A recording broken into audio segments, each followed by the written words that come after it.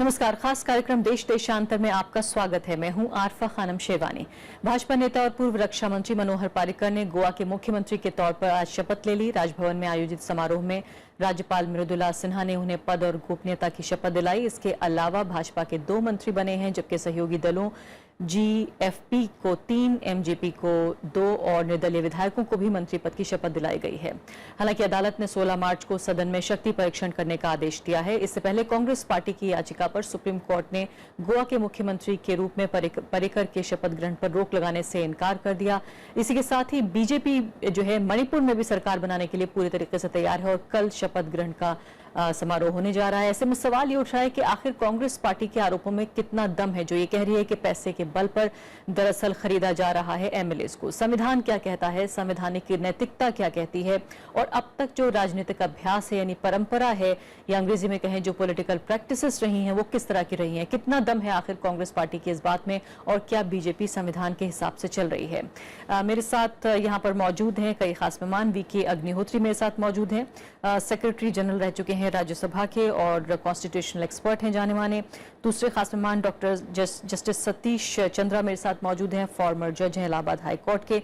मनीषा प्रियम मेरे साथ मौजूद हैं, पॉलिटिकल एनालिस्ट हैं, और साथ ही वरिष्ठ पत्रकार मनीष शिब्बर भी मेरे साथ जुड़े हैं, चीफ ऑफ ब्यूरो हैं इंडियन एक्सप्रेस के। सभी मेहमानों का स्वागत है। सबसे पहले अग्निहोत्री जी, मैं आपके साथ शुरुआत करना चाहती हूँ। ये बताइए कि फिलहाल आपको पूरी तस्वीर सामने नजर आ रही है कि 5 राज्यों में चुनाव हुए, जहां 2 राज्यों में सीधे तौर पर जो है मेजॉरिटी मिली बीजेपी को, लेकिन 3 राज्य ऐसे थे जो यह नहीं मिली। लेकिन उसके बावजूद भी अगर कल हम देखेंगे तो 4 राज्यों में बीजेपी अपनी सरकार बना पाएगी। क्या ये ठीक है? नहीं, जिस तरह से प्रक्रिया चल रही है और जिस तरह से अगर सभी जगह जहां पर कि ये जनता ने निर्णय नहीं दिया है कि किसी को पूरी मेजॉरिटी नहीं दी है पार्टी को, तो वहाँ पर फ्लोर टेस्ट होना चाहिए। ये सुप्रीम कोर्ट का निर्णय है। तो अगर ये फ्लोर टेस्ट होगा और जितनी जल्दी फ्लोर टेस्ट हो जाए उतना ही अच्छा है। और जैसा कि गोवा में भी हुआ, वहाँ पर दोनों जगह गवर्नर का एक अहम रोल हो जाता है और उनको अपना डिस्क्रेशन एक्सरसाइज करना पड़ता है। और अगर वो सेटिस्फाइड है कि गवर्नर सेटिस्फाइड है कि जिस पार्टी ने आकर उसने कहा कि मेरे पास बहुमत है, बीजेपी ने दोनों जगह कहा अगर, और उन्होंने उसका वेरिफिकेशन कर लिया है, तो अगर वो उनको एक मौका देते हैं कि आप फ्लोर टेस्ट करिए, तो उसमें मुझे कोई आपत्ति नहीं दिखती। जस्टिस सतीश चंद्रा, ये बताइए, कांग्रेस पार्टी के 2 मुख्य आरोप में पहली बात तो उन्होंने कहा है कि गवर्नर का जो रोल है उस पर ही उन्होंने सवाल उठा दिया है कि खुद चूंकि बीजेपी के जरिए अपॉइंट किए गए गवर्नर्स हैं या केंद्र सरकार को फेवर करने की कोशिश कर रहे हैं। दूसरी महत्वपूर्ण बात उन्होंने कही है कि पैसे का लेन देन है, और इस बीच और जाहिर नंबर्स में अगर हम ये देखें, आंकड़े अगर देखें कि कितने जो है विधायक इनके जीत कर आए हैं, तो 13 विधायक जो हैं वो जीते हैं बीजेपी के और 17 विधायक गोवा में जीते हैं कांग्रेस पार्टी के। यानी फर्क भी जो है 1-2 का नहीं, छोटे से राज्यों में 40 सीटों में कई विधायकों का फर्क है। क्या आपको लगता है कि दम है उनके इस एलिगेशन में? देखिए, जहां भी फ्रैक्चर्ड मैंडेट आया है वहां गवर्नर की ड्यूटी बनती है कि वहां चीफ मिनिस्टर अपॉइंट करे। कॉन्स्टिट्यूशन ये कहता है governor shall appoint a chief minister in the state, और जो ये करना है उसको स्टेट जब प्राइमा फेसाई वो सेटिस्फाइड है गवर्नर कि ये गवर्नमेंट स्टेबल गवर्नमेंट दे सकता है, उसको वो इन्वाइट करेंगे। मुंबई के केस में सुप्रीम कोर्ट ने, लार्जर बेंच ने भी ये कहा है कि only the floor test is the place where it can be seen कि उसकी स्टेबिलिटी है नहीं है या उनके पास मेजोरिटी है नहीं है। क्या बीजेपी जल्दबाजी कर रही है शपथ लेने में? अब ये तो गवर्नर का सेटिस्फेक्शन है। Prima facie governor is satisfied कि भाई ये स्टेबल गवर्नमेंट दे सकते हैं, तो उन्होंने उनको इनवाइट कर दिया। और परसों या जो भी 16 तारीख को आपको फ्लोर टेस्टिंग मिल ही रहा है, और आज सुप्रीम कोर्ट ने भी कहा है कि जल्दी जल्दी इसको कराया जाए, क्यों the only place is the flooring test जहां पर की मेजोरिटी आनी है। बाकी जो आरोप हैं वो सब पॉलिटिकल है, उसमें लीगल तो कोई है नहीं और बिना एविडेंस से कुछ कहा नहीं जा सकता। और जाहिर है गवर्नर फेवर कर रहे हैं कि इन सरकार की वजह से बीजेपी को इस बात को साबित भी नहीं कर सकती कांग्रेस पार्टी या पैसे का लेन देन है, क्योंकि तो उसके कोई एविडेंस नहीं है। जी हाँ, राहुल गांधी कह रहे हैं कि ये इतनी जल्दी स्टेटमेंट तो कुछ भी दे दें, कुछ भी कह लें, लेकिन जब तक उससे कोई एविडेंस नहीं होगी तो उसके बारे में कुछ ये अहम नहीं है, बल्कि कितना पैसा उन्होंने खर्च किया ये अहम है। बेकार का है कि जब तक पॉलिटिकल है तो स्टेटमेंट, जब तक कोई एविडेंस नहीं है कुछ निकाल सकता।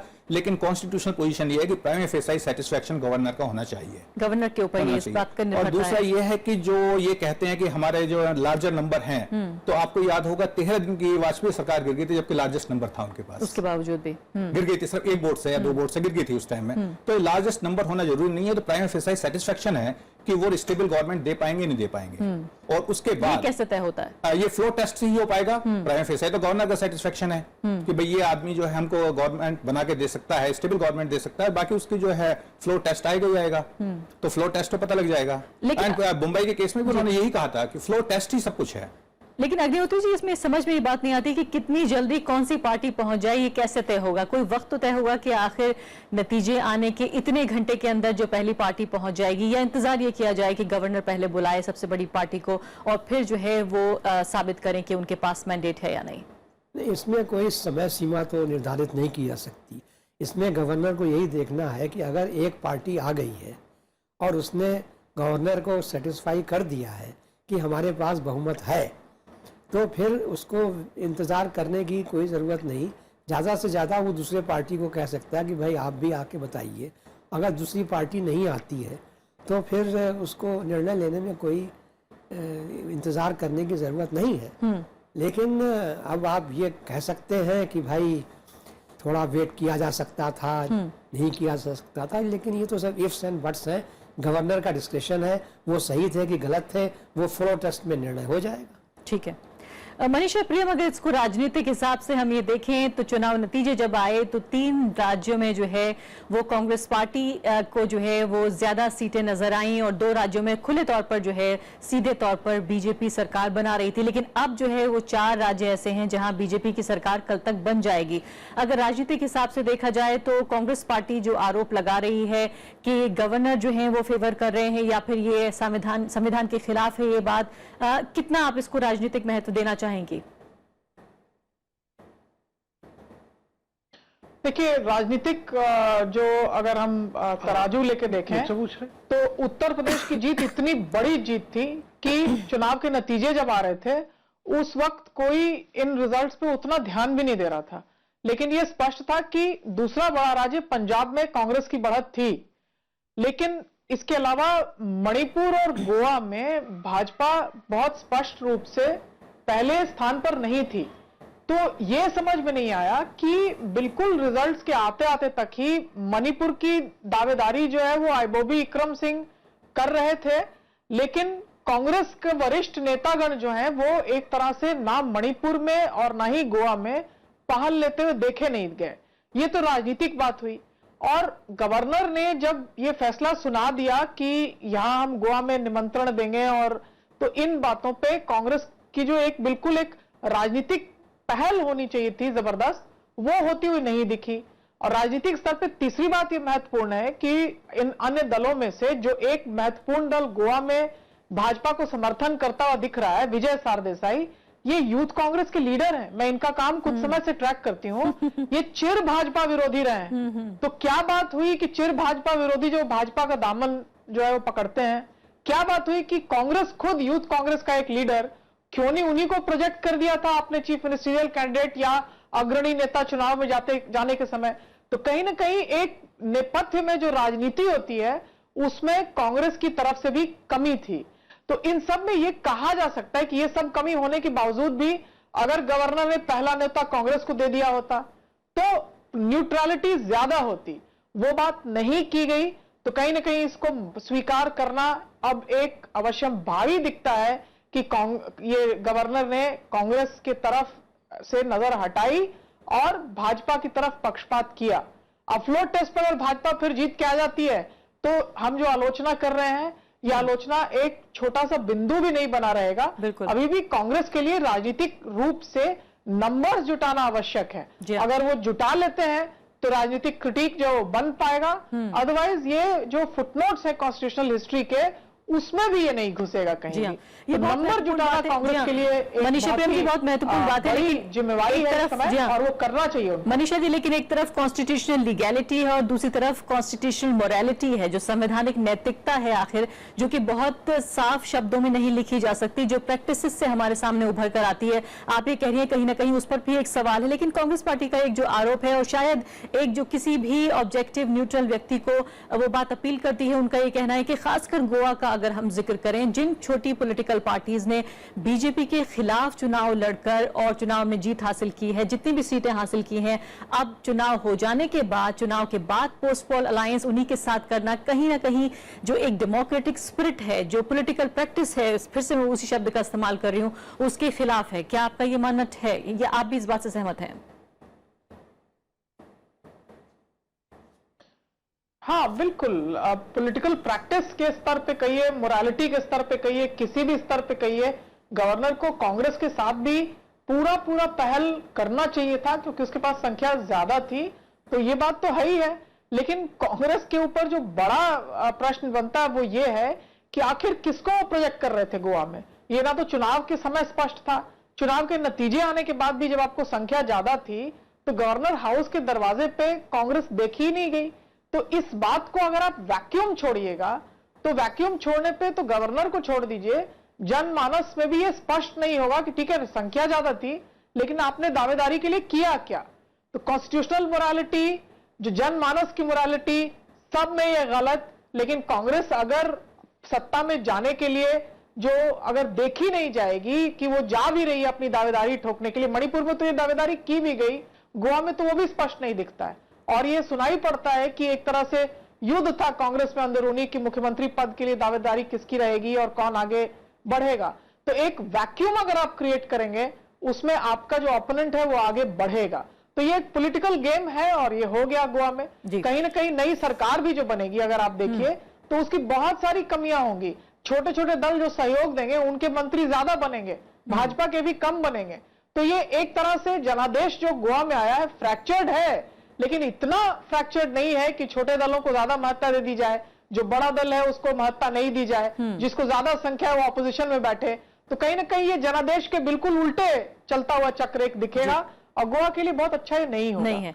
मनीष शिब्बर, ये बहुत हैरानी की बात है, गोवा के भी हम खासकर जिक्र करना चाहते हैं, मणिपुर की भी हम बात कर रहे हैं, जहां कल जो है वो शपथ ले लेंगे मुख्यमंत्री की, जहां दोनों सबसे बड़ी पार्टी दोनों ही राज्यों में वो विपक्ष में बैठेगी। अभी फिलहाल हमारे सामने जो तस्वीर नजर आ रही है वो ये नजर आ रही है, संविधान अपनी जगह है, मनीषा प्रियम कह रही है कि जो जनता की अपनी नैतिकता है वो अपनी जगह है, लेकिन क्या वाकई साफ तौर पर जो लोकतांत्रिक मूल्य हैं उनके खिलाफ ये जाता हुआ नजर आ रहा है? मनीषा प्रियम यहां तक कह रही है कि अगर ये बेहतर होता कि अगर राज्यपाल जो है इसमें कांग्रेस पार्टी को मौका देते। क्या आपका क्या मानना है? आप राजनीति भी बहुत दिनों से कवर करते रहे हैं और कानूनी भाषा भी समझते हैं।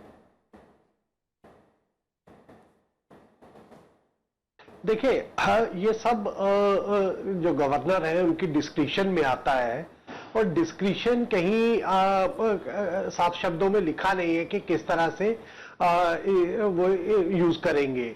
अब आप इंडिपेंडेंस के बाद से सक्सेसिव कमीशंस देखिए, starting from first administrative reforms commission Morarji Desai के अंडर में था, 1959 में उन्होंने अपनी रिपोर्ट दी। उसके बाद सरकारिया कमीशन आया, फिर जस्टिस पुंछी कमीशन आया। सब कमीशंस ने इस विषय को अच्छी तरह इस पर चर्चा की, रिकमेंडेशंस दी। अब एक तरह से अगर मैं कहूं तो इसका सारा अगर उन कमीशंस की जो रिकमेंडेशंस है अगर गवर्नमेंट मान लेती तो आज ये स्थिति नहीं पैदा होती, क्योंकि उन जैसे पहले एडमिनिस्ट्रेटिव रिफॉर्म्स कमीशन ने कहा था कि आप डिस्क्रिशन को इस तरह से लामबंद कीजिए, इस तरह से उसका कुछ गाइडलाइंस तैयार कीजिए, प्रेसिडेंट से इशू करवाइए, ताकि जो डिस्क्रिशन है it can B contained. Governor के जो ये अपॉइंटमेंट ऑफ चीफ मिनिस्टर है इसमें डिस्क्रिशन है। जहां जहां governor is not acting in the aid and advice of the council of ministers, वो डिस्क्रिशन यूज कर रहे हैं। और डिस्क्रिशन हम सब अच्छी तरह जानते हैं, जहां भी इस्तेमाल होगी वहां सवाल हमेशा खड़े होंगे, क्योंकि एक साइड होगी जो उस डिस्क्रिशन से सहमत नहीं होगी।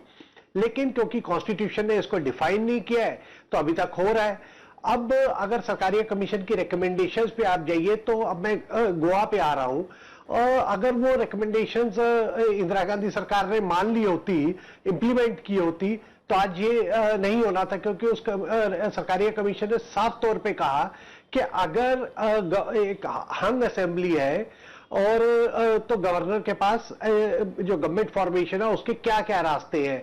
उसमें सबसे पहला उन्होंने रास्ता बताया कि अगर प्री पोल अलायंस है उसको बुलाइए, अगर प्री पोल अलायंस नहीं है then the governor has to call the leader of the majority party, the number 1 party, not majority, the number 1 party. लेकिन अब उसमें एक लाइन ऐड कर दी, कहा if the leader is taking claim. अब इस केस में, गोवा के केस में, जहां तक मेरी समझ है कि कांग्रेस ने समझ रहे थे अपना क्लेम ही नहीं स्टेक किया क्योंकि आप सीएलपी लीडर ही नहीं चुन पाए। वहीं आप दूसरी तरफ देखिए बीजेपी ने अब मतलब लोग सवाल उठा रहे हैं गवर्नर के एक्शन पे भी, लेकिन आप बीजेपी को भी क्रेडिट दीजिए, क्योंकि कहा जाता है politics is the art of impossible. BJP ने रातों रात सब इकट्ठे किए, खरीद फरोख्त की, जैसे भी किया, जाके लोग 21 लोग सामने पेश कर दिए। कांग्रेस वाले एंड तक सोए रहे।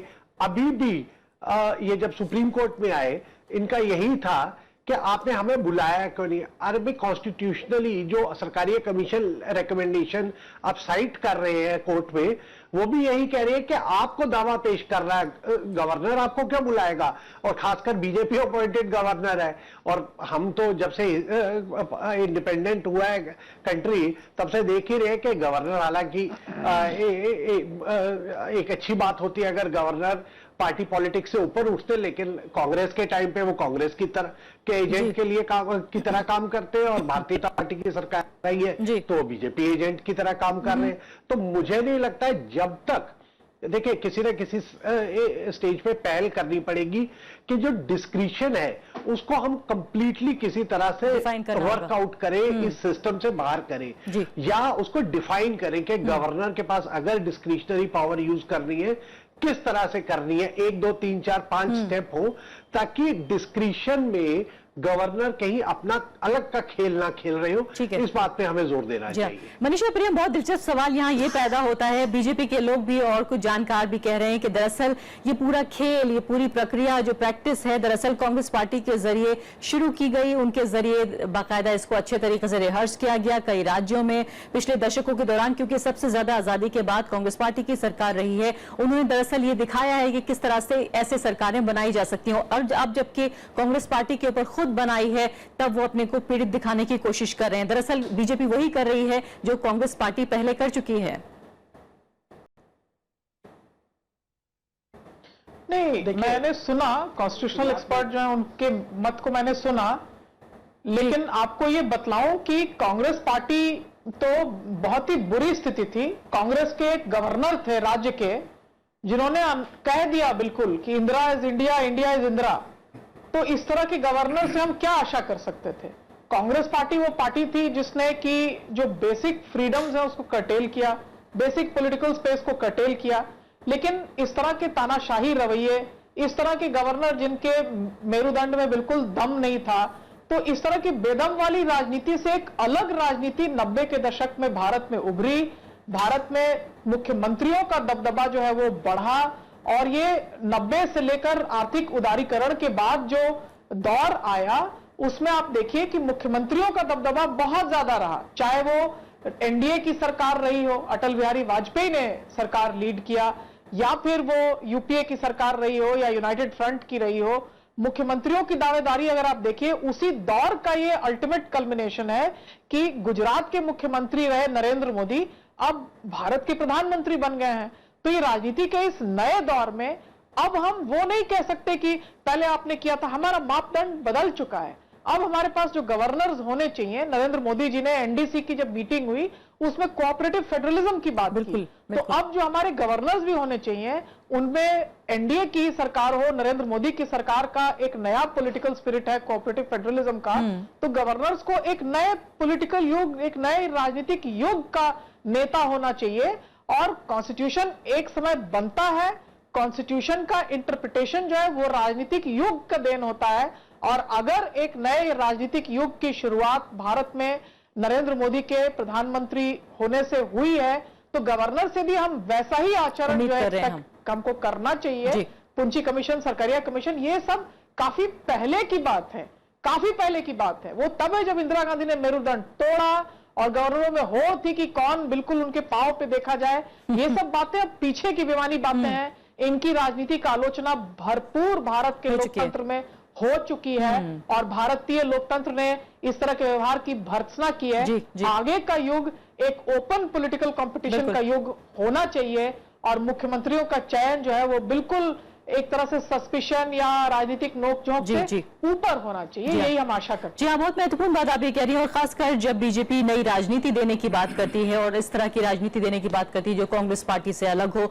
उनका नारा ये रहा है पार्टी विद अ डिफरेंस। तो किस तरह का फर्क हुआ कि अगर 2-3 दशकों पुरानी कांग्रेस पार्टी की प्रैक्टिसेस को अगर वो जारी रखते हैं। वीके अग्निहोत्री जी बताइए फिलहाल की अगर राजनीति के हिसाब से भी देखें कि एक पॉलिटिकल पार्टी जिसको कि जो लार्जेस्ट पार्टी रही, सबसे बड़ी पार्टी रही, वो विपक्ष में जिन पॉलिटिकल पार्टीज ने बीजेपी के खिलाफ चुनाव लड़ा वो सरकार का भाग होंगे। मनीषा प्रियम कह रही हैं कि उनको अपने हिस्से से ज्यादा की मलाई मिलेगी, ज्यादा मंत्रालय मिलेंगे।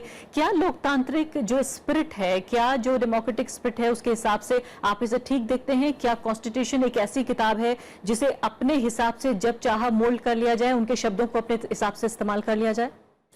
नहीं, ये बात तो सही है कि जो मलाई बांटने की बात हुई वो तो हुई है और जहाँ तक मैंने सुना है कि कांग्रेस तो इस पर भी राजी हो गई थी कि मुख्यमंत्री भी उन्हीं अलग जो उनकी संबंधी जो बाकी पार्टी वहाँ से लेने को तैयार थे, वो छोटी पार्टी के। तो ये तो सही बात नहीं है, लेकिन अब इसका तो सोल्यूशन कोई बाहर से नहीं आ सकता। पार्टीज हैं, उनको अपना ही बनाना चाहिए ये कानून या जो भी दिशा निर्देश देते हैं, जैसा कि कह रही थी मनीषा जी। लेकिन यहाँ चिंता की बात यह है कि दोनों पॉलिटिकल पार्टीज, उनका हम कहेंगे कि उनका राजनीतिक हित है, वो इसलिए ऐसा कर रहे हैं। गवर्नर जो है उनको फिर पॉलिटिकली जो मान लिया जा रहा है कि उनका राजनीतिक झुकाव हो रहा है। अदालत भी इस पर जो है वो जिस तरीके से रुख अपना रही है, आखिर कौन ऐसा है जो कॉन्स्टिट्यूशन की जो स्पिरिट है उसे अपहोल्ड करेगा? कौन? नहीं, अदालत ही करेगी, क्योंकि अदालत ने तमाम बात जब भी कभी, अब वो आपका एक श्लोक है यदा यदा ही धर्मस्य हानिर्भवति भारत, तो जब धर्म की हानि होती है तब फिर कोर्ट है इंटरफेयर करता है। जब तक की बात ज्यादा हद से ज्यादा कोर्ट में धर्म का दखल नहीं होना चाहिए, फिर भी हद से ज्यादा ना निकल जाए तब फिर वो आता है, नहीं तो फिर तो कहीं नहीं कुछ नहीं होता है। सतीश चंद्र जी, आप बताइए आप इसे किस तरह से देखते हैं कि अदालत का जो रुख है, मैं खासकर इसकी तरफ जानना चाहती हूं क्योंकि जिस तरह से कह रहे हैं अग्निहोत्री जी कि जब सारे इंस्टीट्यूशंस ऐसा लगता है कि काम नहीं कर रहे हैं लोकतांत्रिक, तब सबकी नजरें गरीब आदमी से लेकर सबसे ऊंचे आदमी तक अदालत पे जाती हैं। फिलहाल आपको किस तरह का रवैया नजर आ रहा है? देखिए, इसमें तो कोई शक नहीं है कि अदालत का रोल ही महत्वपूर्ण है और वही कॉन्स्टिट्यूशन को इंटरप्रेट करेगी। अदालत जो है मुंबई के केस के अंदर, मैं बार बार कहूंगा, मुंबई केस में उन्होंने गवर्नर का रोल जो है उसको काफी डिफाइन किया हुआ है और लास्ट का उसका कंक्लूजन ये था कि फ्लोर टेस्ट ही बता पाएगा और प्राइम फेसिस सेटिस्फैक्शन गवर्नर का होना चाहिए। मनीष शिबर कह रहे हैं कि उसको डिस्क्रिप्शन को डिफाइन होना चाहिए। डिफाइन नहीं हो पाया है, तो आज की तारीख में तो वही है जो सुप्रीम कोर्ट की गाइडलाइंस हैं, जो कुछ भी कहा गया है अनडिफाइंड है, लेकिन जो उन्होंने कहा है वही ऑब्जर्वेशन यहाँ आएगा। रहा आरोप और प्रत्यारोप, ये तो पॉलिटिकल पार्टी डेमोक्रेसी का पार्ट है, वो लगाएंगे एक दूसरे के ऊपर।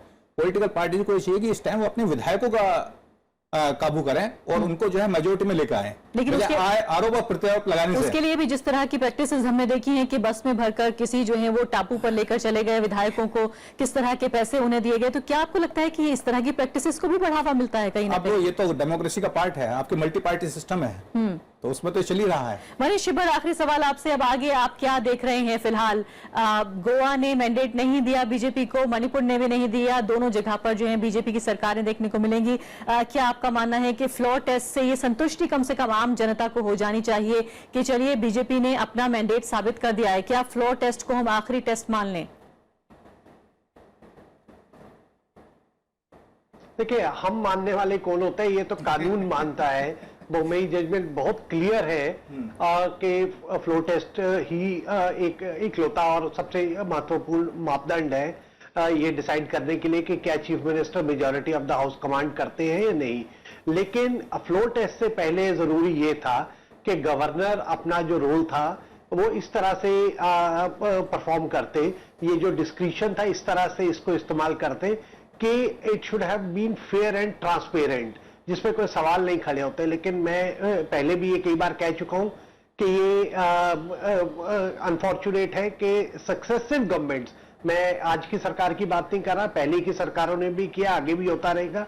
जो ऑफिस ऑफ गवर्नर है उसको पूरी तरह पॉलिटिसाइज कर दिया है, क्योंकि गवर्नर जब जो केंद्र में जो सरकार है उसका एजेंट बन के काम करेंगे तो ये चीजें आगे भी होंगी।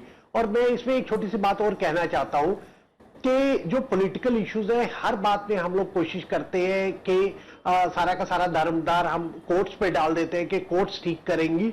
मैं कहता हूं ये जनता को सवाल पूछना चाहिए कि हर काम कोर्ट करेगी तो हम अपने राजनेता किस लिए चुनते हैं। बिल्कुल, बहुत बहुत शुक्रिया मनीष छिब्बर आपका। और शायद जनता का जो सवाल है वो आपके सामने हम लेकर आते हैं, हम जैसे पत्रकार इन कार्यक्रमों में, तो जाहिर है जनता भी ये सवाल पूछ रही है, जनता ही ये सवाल पूछ रही है। अब आने वाले दिनों में देखना होगा कि संविधान की किताब में शायद इसको लेकर बहुत स्पष्टता ना भी हो, लेकिन जो राजनीतिक परंपराएं हैं कम से कम वो धूमिल होती हुई जरूर नजर आ रही है। इसी के साथ अभी के लिए इतना ही, नमस्कार।